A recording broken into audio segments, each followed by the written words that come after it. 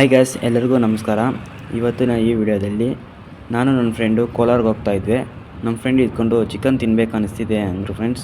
ಆವಾಗ ನಾನು ಚಿಕನ್ ತಿಂದು ಬೇಜಾರಾಗಿದೆ, ಅದಕ್ಕೆ ಲಿವರ್ ತಿನ್ನೋಣ ಅಂತ ಹೇಳಿದೆ ಫ್ರೆಂಡ್ಸ್. ಸೊ ಲಿವರ್ ಫ್ರೈ ನಮ್ಮ ಇದರಲ್ಲಿ ಮಾಡ್ಕೊಂಡು ತಿನ್ನೋಣ ಅಂತ ಹೇಳಿದ್ರು ನನ್ನ ಫ್ರೆಂಡ್ಸು. ನೋಡಿ ಫ್ರೆಂಡ್ಸ್, ಚಿಕನ್ ತಂದಿದ್ದೀವಿ, ಲಿವರು.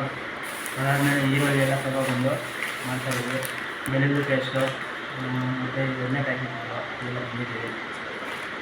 ಎಲ್ಲ ಕಟ್ ಮಾಡಿಬಿಟ್ಟು ಮಾಡಬೇಕು.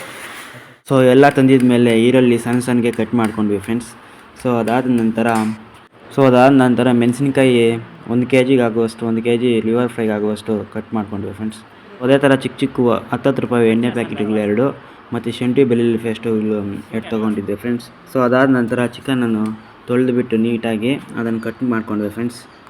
ಸೊ ಅದಾದ ನಂತರ ಮೇಯ್ನು ಅಂದರೆ ಮುಖ್ಯವಾಗಿ ಗ್ಯಾಸ್ ಅಂಟಿಸ್ಬೇಕಲ್ವ, ಅದಕ್ಕೆ ಅಂಟಿಸ್ತಿದ್ದೀನಿ. ಸೊ ಇದೇ ಥರ ಯಾರಾದರೂ ಚಿಕನ್ ಮಾಡಿದರೆ ಕಮೆಂಟ್ ಬಾಕ್ಸಲ್ಲಿ ಕಮೆಂಟ್ ಮಾಡಿ ಫ್ರೆಂಡ್ಸ್. ಸೊ ಯಾರೇ ಆಗಲಿ, ಫ್ರೆಂಡ್ಸ್ ಅಂದು ಹುಡುಗರು ಯಾರಾದರೂ ಮಾಡಿರ್ತಾರೆ. ಸೊ ಇದೇ ಥರ ಎಷ್ಟೊಂದು ಜನ ಹುಡುಗರು ಆಗಲಿ, ಫ್ರೆಂಡ್ಸ್ ಆಗಲಿ ಮಾಡ್ಕೊಂಡಿರ್ತಾರೆ. ಎಲ್ಲಾದರೂ ಯಾವುದೇ ರೀತಿಯ ಮನೆಯ ಮಸಾಲೆ ಆಗಲಿ ಇಂಥವು ಇದು ನಾವು ಮಾಡಲ್ಲ ಫ್ರೆಂಡ್ಸ್. ನಾವು ಹಂಗೆ ಅಂಗಡಿಯಿಂದ ಡೈರೆಕ್ಟ್ ತೊಗೊಂಬಂದು ಮಾಡ್ತೀವಿ. ನೋಡಿ ಯಾವ ರೀತಿ ಮಾಡೋದಂತ. ಮೊದಲಿಗೆ ಎಣ್ಣೆ 2 ಪ್ಯಾಕೆಟ್ ಹಾಕ್ಕೊಂಡು ಅದಾದ ನಂತರ ಈರುಳ್ಳಿ ಹಾಕ್ಬಿಟ್ಟು ಫುಲ್ ಡ್ರೈ ಮಾಡಬೇಕು ಫ್ರೆಂಡ್ಸ್. ಸೊ ಡ್ರೈ ಆದ ನಂತರ ಬಟ್ ನಾವು ಮಾಡೋದು ಈಗ ಫ್ರೆಂಡ್ಸು, ಬಟ್ ಯಾರ್ಯಾರು ಹೆಂಗೆ ಮಾಡ್ತಾರೋ ಗೊತ್ತಿಲ್ಲ.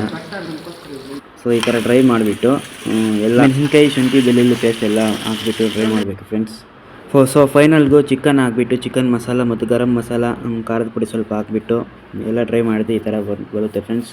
ಸೊ ಬನ್ನಿ ಫ್ರೆಂಡ್ಸ್, ಎಲ್ಲರೂ ಸ್ವಲ್ಪ ತಿನ್ಕೊಂಡು ಹೋಗಿರ. ಸೊ ಇದೇ ತರಹ ವೀಡಿಯೋಗಳನ್ನು ವ್ಲಾಗ್ ಮಾಡೋಕ್ಕೆ ನನಗೆ ಸಪೋರ್ಟ್ ಆ್ಯಂಡ್ ಸಬ್ಸ್ಕ್ರೈಬ್ ಮಾಡ್ಕೊಳ್ಳಿ ಫ್ರೆಂಡ್ಸ್.